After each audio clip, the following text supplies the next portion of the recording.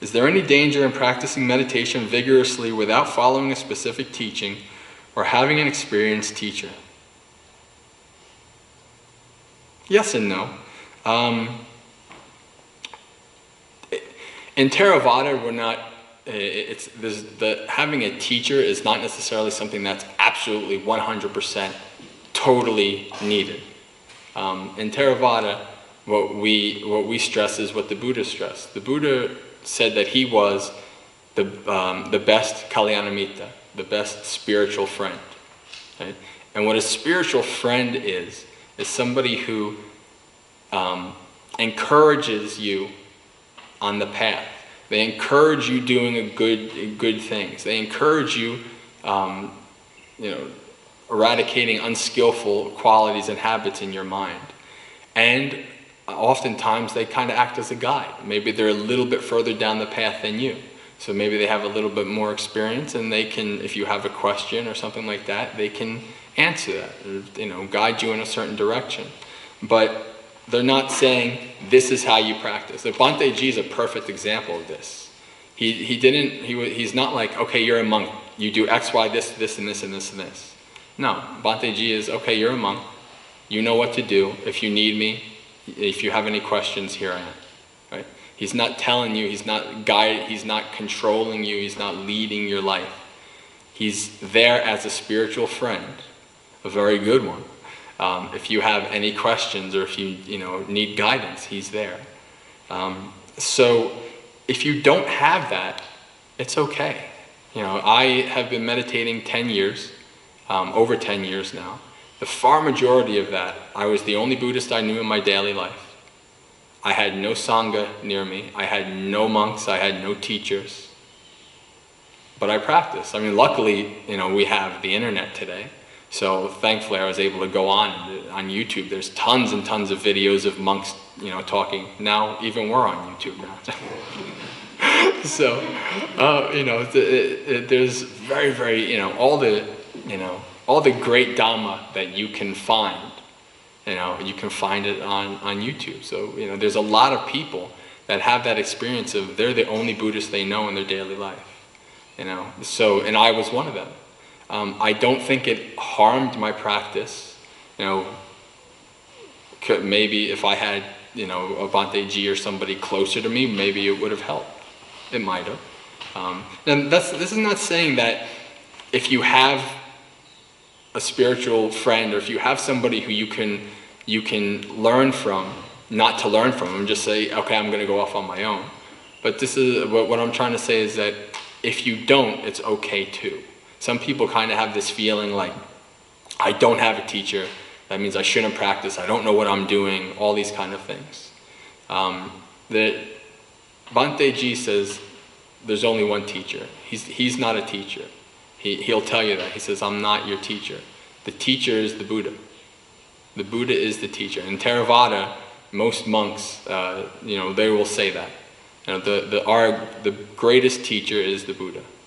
And so, when you, if you're a lone practitioner, one of the best things to do is to gradually get into learning from the Nikayas. Learning what did the Buddha say about how did he teach,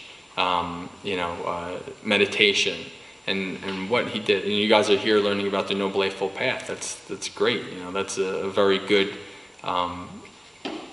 aspect of that. So the more I found in my own practice, being by myself and learning from the internet and I was very happy. It's almost about 5 years ago now, about a little bit more than halfway into my 10 years that I've said, I was able to find bhavana. And I lived 5 hours away. I'm originally from New Jersey, so it's not like I could just stop by and say hello to Bhante Ji, whenever I wanted. It's one of those things that I could come once or twice a year for a retreat and then come visit when I could and gather what wisdom I could from everybody here. So I wouldn't say that there's a danger to it. I would say though that you do have to, you're not relying on somebody else. You have to rely on yourself. You have to really, like I was talking about before during the talk, about finding your own theme, about understanding your own practice, understanding yourself. You have to be that, you have to take that responsibility for that in your own practice. It's the same, like when I first started practicing, and I really didn't know what I was doing. I had very basic information, and I started practicing a certain way. And the basic information you always get is sit, cross your legs, sit straight, sit up, follow your breath, all this stuff. And I'd be following that, and I couldn't do any of it. I was horrible at following my breath. I was horrible at sitting straight for more than X amount of minutes. I was horrible at this, and I got so negative about it. And it's just like, it got to the point where meditating was actually harming me more than it was helping me, and I quit. So yes, there is a point.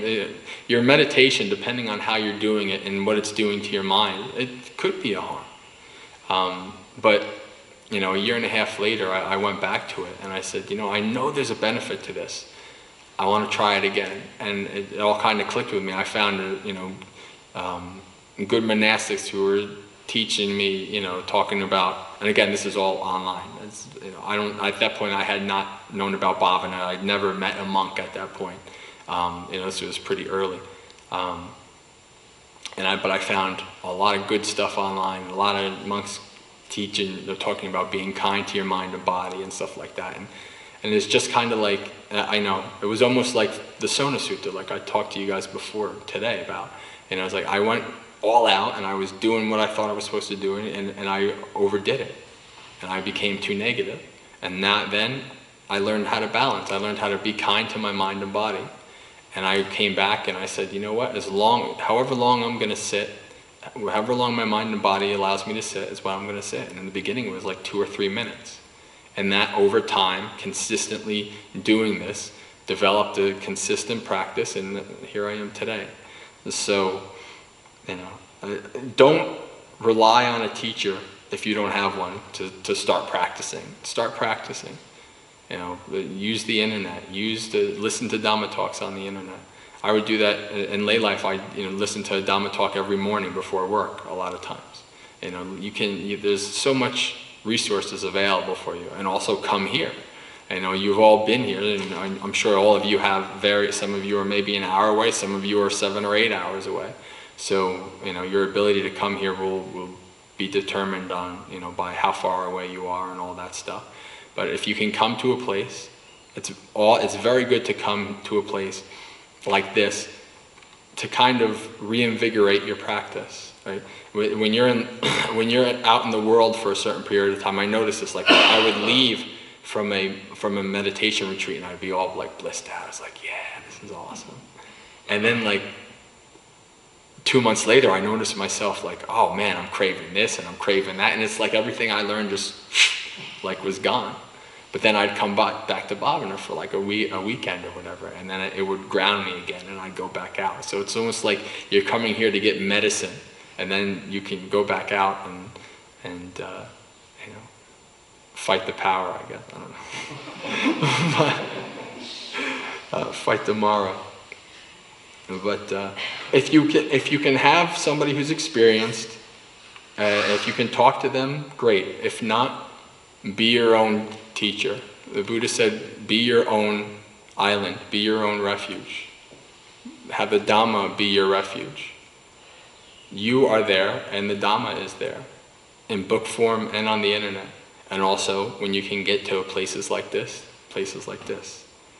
But don't wait for a teacher to come out of the sky to start your practice and to do your practice well.